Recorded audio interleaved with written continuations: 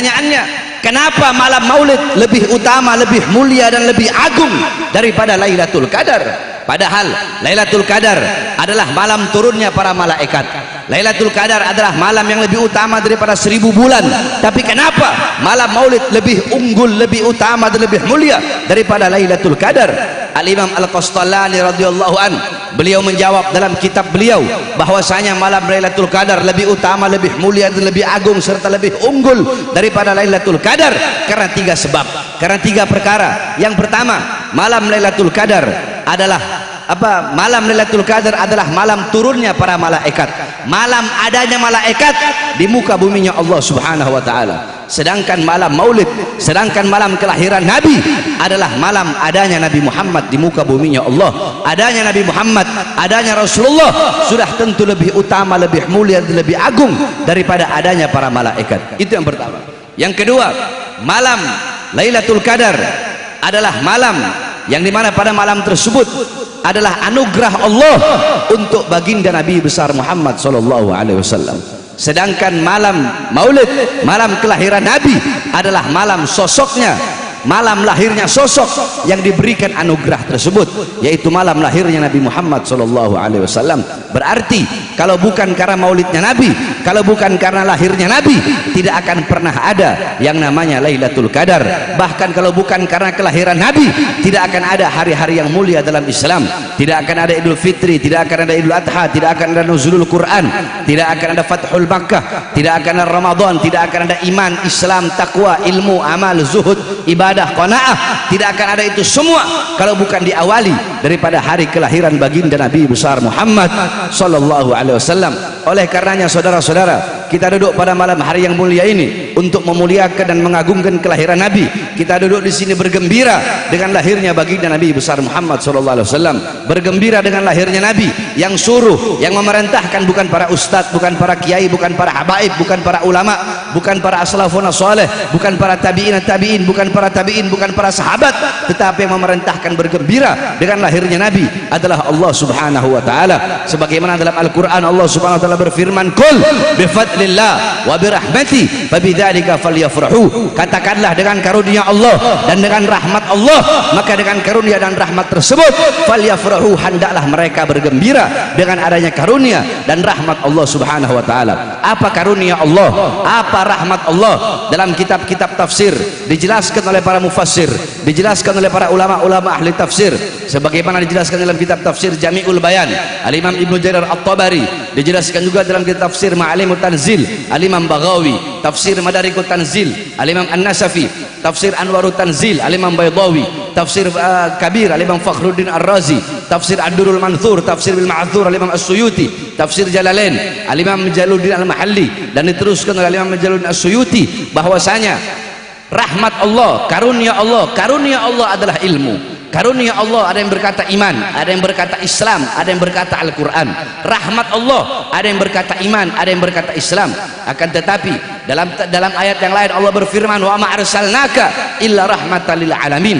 Tidak aku utus engkau wahai Muhammad kecuali engkau adalah rahmat bagi seluruh alam semesta. Rahmat Allah yang paling agung, rahmat Allah yang paling besar adalah baginda Nabi besar Muhammad. Nikmat Allah yang paling besar, nikmat Allah yang paling agung adalah baginda Nabi besar Muhammad.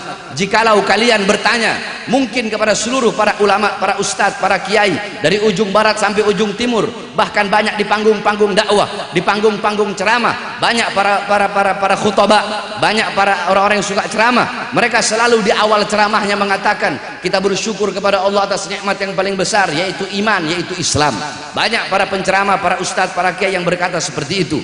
Jikalau kalian bertanya kepada seluruh para ulama dari ujung barat sampai ujung timur, kebanyakan jikalau kalian bertanya apa nikmat yang paling besar, apa nikmat yang paling agung, maka mereka akan menjawab iman, mereka akan menjawab Islam. Tetapi jikalau kalian bertanya kepada Bahar bin Ali bin Smith, apa nikmat yang paling besar, apa nikmat yang paling agung, nikmat yang paling besar, nikmat yang paling agung adalah baginda Nabi besar Muhammad sallallahu alaihi wasallam. Bukankah iman itu ada karena Nabi Muhammad? Bukankah Islam itu ada karena baginda Nabi besar Muhammad sallallahu alaihi wasallam? Maka dengan adanya Nabi Muhammad sebagai rahmat Allah yang paling besar, falyafrahu, hendaklah mereka bergembira hendaklah kita semua bergembira dengan adanya baginda Nabi besar Muhammad sallallahu alaihi wasallam, sebagaimana yang dijelaskan oleh Imam Busiri di dalam qasidah burdahnya, Muhammadun syukruhu fardun alal umami.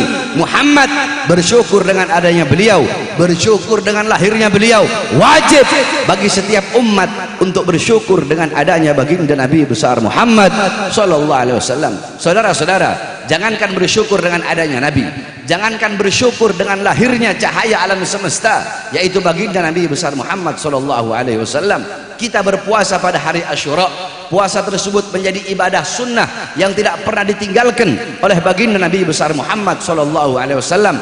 Itu asal usulnya, asbabnya, sebab-sebab daripada kita disunnahkan berpuasa pada hari Asyura. Nabi Muhammad pernah bertanya kepada orang-orang Yahudi Madinah tentang puasa mereka pada hari Asyura.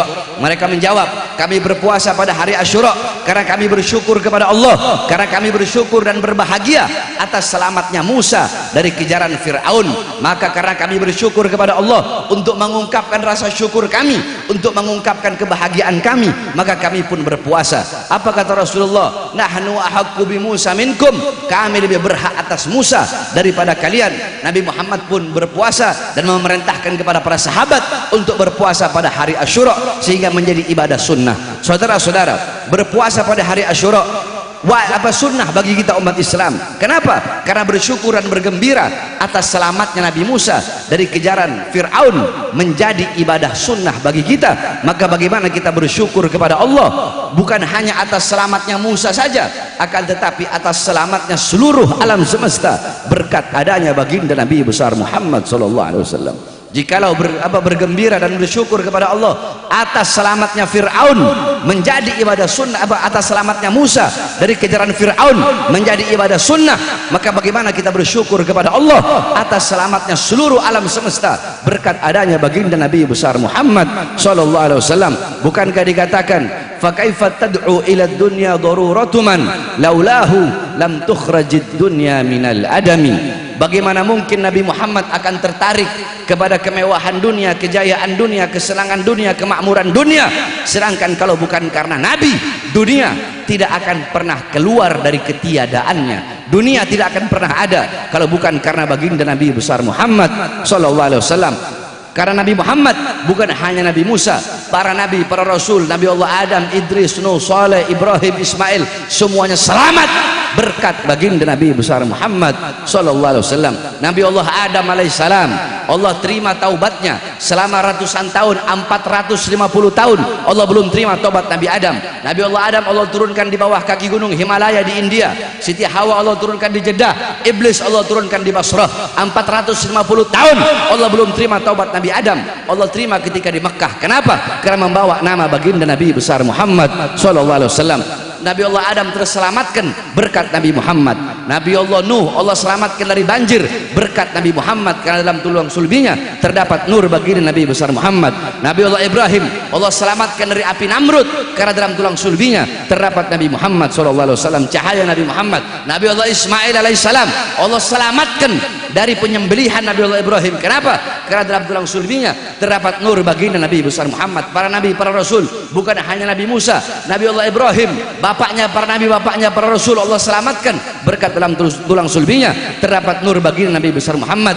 Para nabi, para rasul terselamatkan beserta seluruh alam semesta berkat adanya baginda Nabi besar Muhammad. Maka sudah menjadi kewajiban bagi kita umat Islam untuk bersyukur dengan adanya baginda Nabi besar Muhammad sallallahu alaihi wasallam. Oleh karenanya, saudara-saudara sekalian, khususnya para pemuda-pemudi Islam, pulang dari ini acara maulid, bawa akhlaknya Nabi, bawa ilmunya Nabi, bawa amalnya Nabi, bawa waroknya Nabi, bawa khaufnya Nabi, bawa khasyahnya Nabi, bawa zuhudnya Nabi. Jadikan Nabi Muhammad sebagai engkau punya teladan, sebagai engkau punya uswah, engkau punya pedoman, engkau punya idola dalam kehidupan sehari-hari. Karena tidak ada teladan yang lebih baik, tidak ada pedoman yang lebih baik, tidak ada idola yang lebih baik selain daripada baginda Nabi besar Muhammad sallallahu alaihi wasallam. Jadikan Nabi Muhammad sebagai engkau punya teladan, engkau punya pedoman. Berpegang teguhlah engkau kepada Al-Qur'annya Nabi Muhammad, kepada kitabnya Nabi Muhammad, kepada sunnah-sunnah baginda Nabi besar Muhammad Muhammad sallallahu alaihi wasallam, senangkan Nabi Muhammad, gembirakan Nabi Muhammad dengan menghidupkan engkau punya rumah tangga dengan ajaran Nabi Muhammad sallallahu alaihi wasallam, dengan agama Nabi Muhammad sallallahu alaihi wasallam. Saudara-saudara sekalian yang dimuliakan oleh Allah Subhanahu wa taala, wasiat saya terakhir bagi seluruh para pemuda-pemudi Islam, wahai para pemuda-pemudi Islam, syubbanul yum rijalul ghad, pemuda-pemuda masa kini adalah pemimpin-pemimpin di masa yang akan datang.